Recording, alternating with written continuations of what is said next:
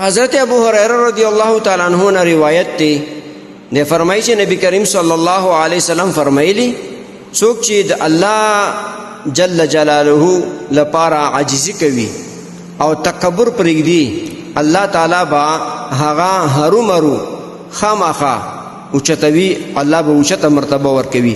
دې حدیث روایت صحیح مسلم کړی دی. محترم مسلمانانو ورونو دې حدیث دا خبره معلومه شوه چې څوک د الله لپاره عاجزی کوي خو هغه به تکبر خامخا پرېږدي، تکبر به نه کوي. نو چې تکبر پرېښود الله به دې اوچت کړي، الله به دته اوچت مقام ورکړي، الله به عزت به ورکړي، الله به لوی ورکړي. نو دې وجې نه محترم مسلمانانو ورونو موږ سړي او زنانه وله پکار دي چې لوی ونکړو. او لوی اکثره په څه کېږي؟ په مال دولت کېږي، او په جایدادونو کېږي، په کورونو کېږي، په موټرو کېږي، په پیسو کېږي. نو دا مه کوئ، دا تا ته الله درکړي دي. دا جایداد او پیسې او موټرې او کورونه خو الله درکړي. نو الله کولی شي تا نه اوس په یوه دقیقه کې واخلي، یو منټ کې دنه واخلي، بیا به څه کوي؟ نو ته عاجزي کوې په څه؟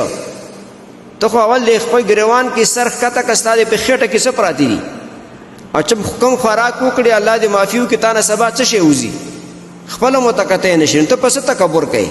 خو بهرحال محترم مسلمانانو ورونو عاجزي ښه شی دی او تکبر بد شی، تکبر مه کوئ.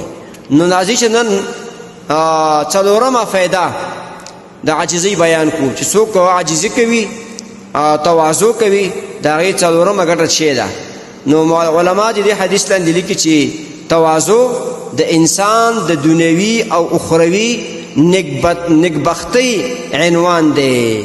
یعنې څوک چې عاجزي کوي که نه او لوی نه کوي، څوک چې تواضع کوي دا د دنیا او د آخرت د نیکبختۍ نښه ده.